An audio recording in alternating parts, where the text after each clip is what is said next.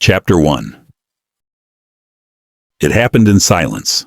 No warning, no goodbye. Just flashing lights on a dirt road in West Virginia. An ambulance, a state vehicle. 3 bodies removed in the span of an hour. Timmy, Ray, Lorraine. Gone. Loaded into government vans like evidence. Hauled away from the only home they'd ever known. Away from their sister Betty. Away from their brother Larry. Away from everything familiar. The man who called the state? Eric Carroll?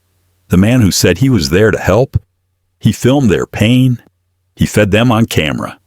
He promised the world a miracle. And then, when the questions started piling up, he called in the state and vanished. Why? He says it was for their safety. Others say it was the final move in a long con. But behind the cameras, behind the live streams, and behind the Facebook posts, there are truths that were never meant to be seen. Because what happened to the Whittaker family wasn't just a rescue. It was a rupture. And tonight, we reveal the 7 reasons why Eric separated Timmy, Ray, and Lorraine, and why the last one might be the most damning of all. You thought you knew the story. You were only watching the version he wanted you to see. This is what he didn't show you. Chapter 2. They never asked to be famous. The Whittaker family lived in a decaying home in odd West Virginia, quiet, isolated, untouched by the modern world.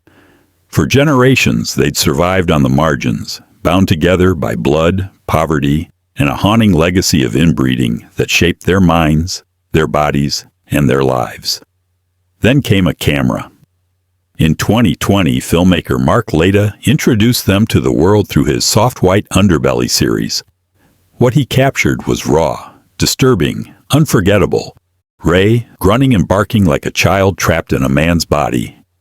Timmy, silent and wide-eyed, wandering barefoot through the yard. Lorraine, expressionless, rocking slowly in her chair.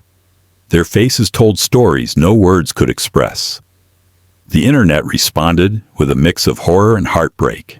Millions watched, millions commented, and millions reached into their wallets. The Whittakers became the most recognizable symbol of extreme isolation in America. But more than that, they became content. Shocking, pitiful, viral content. Their suffering became spectacle. And that's when others began to take notice. Among them, a man named Eric Carroll, who promised he could do more than just document their lives. He promised to change them. What followed would not be healing, but unraveling. The story of the Whittakers was no longer just theirs to tell. It had been hijacked. Chapter 3. They arrived like saviors. Eric Carroll, a 41-year-old from Georgia. Patrick Rourke, a local from odd West Virginia. Together, they branded themselves as the protectors the Whittakers never had. They weren't social workers.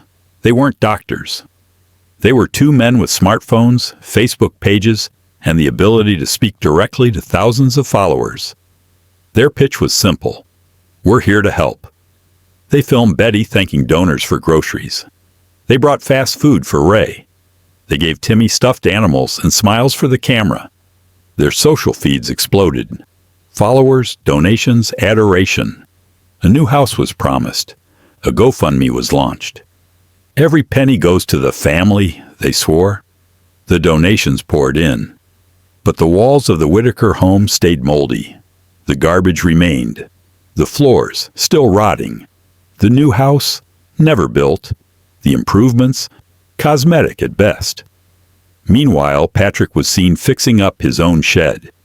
Eric had no visible job, yet seemed to live comfortably. The optics turned murky, then troubling. And something else began to emerge, an uneasy dynamic. They called themselves 2 daddies and a Timmy. They infantilized him, branded him, turned him into a mascot. It was never just about care. It was about control. Their partnership eventually fractured, publicly, bitterly. Live streams turned to mudslinging. Patrick accused Eric of stealing donations. Eric accused Patrick of hiding money. Each claimed to be the true guardian of the family. But while they fought, the Whittakers remained in squalor. And it was in the ashes of that feud that Eric made his move, the one that would change the family forever. He picked up the phone and called Adult Protective Services. He said it was for their protection. What followed wasn't just a separation. It was a severing. Now, we break down the truth. 7 revelations, 7 reasons. 1 devastating conclusion. Chapter 4. Eric Carroll didn't just walk away. He detonated the family. What looked like a rescue was the result of something far more complex. A collision of guilt, pressure, exposure, and maybe, just maybe, self-preservation. These are the 7 revelations behind his decision to call the state, remove the most vulnerable members of the Whittaker family, and disappear. Each one cracks the facade he built. Revelation 1. They were living in filth. Eric's own camera caught it. The floor of the house smeared with human feces, mold creeping across the walls, a non-existent sewage system, flies swarming over Ray's bed. Eric said he found Ray sitting in waste, soaked in urine. The footage was sickening, but not new. He had filmed in that same house for months. He had raised donations off those same floors.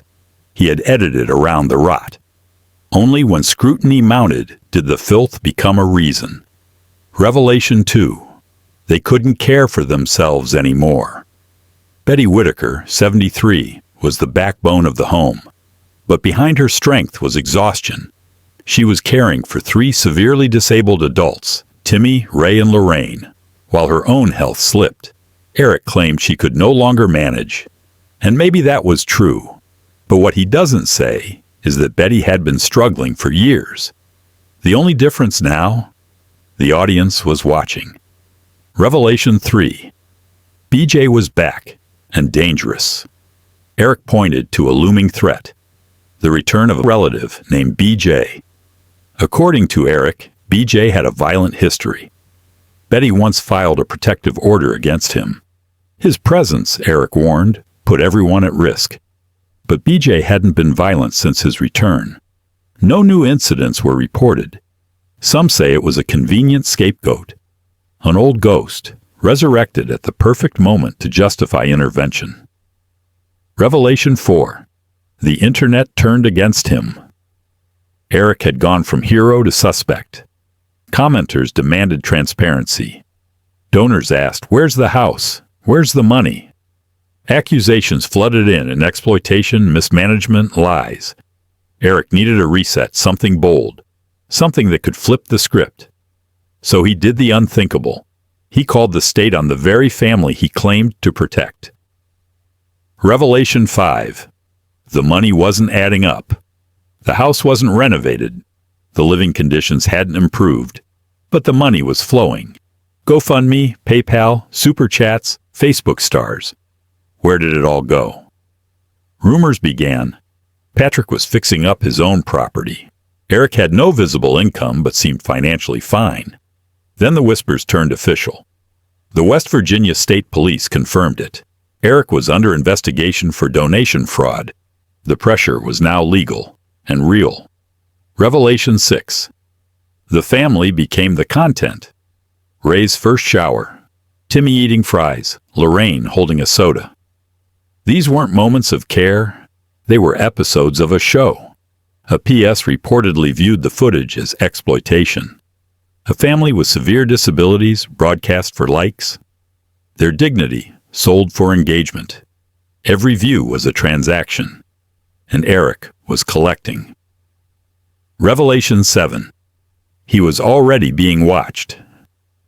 When Eric posted his final video, he didn't sound like a man in control. He sounded like someone cornered. By then, APS had already restricted access. Law enforcement was requesting witnesses. Legal pressure was mounting. The separation? It wasn't mercy. It was maneuvering. He didn't just call the state. The state was already coming. Chapter 5.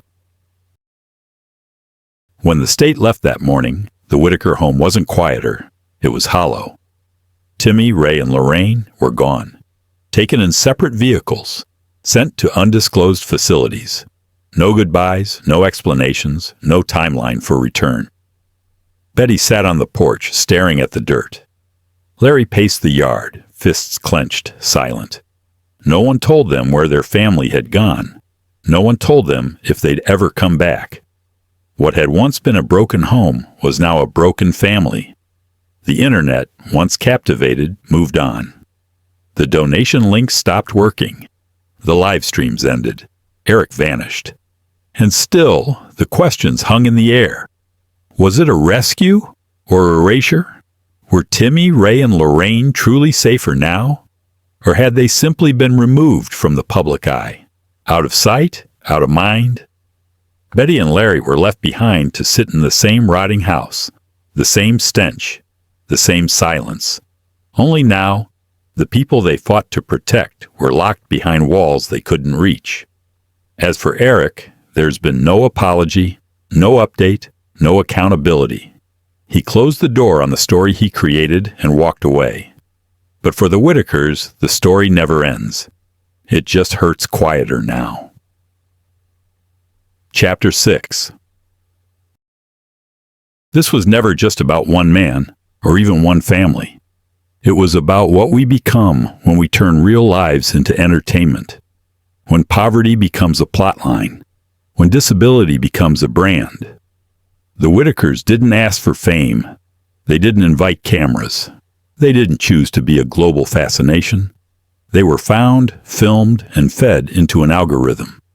Eric Carroll wasn't the first to exploit that spotlight, but he might have been the most devastating. He arrived with promises of help and left behind silence and separation. Whether his motives were misguided or malicious, the result is the same. A family that was already on the edge was pushed off the cliff, and we watched.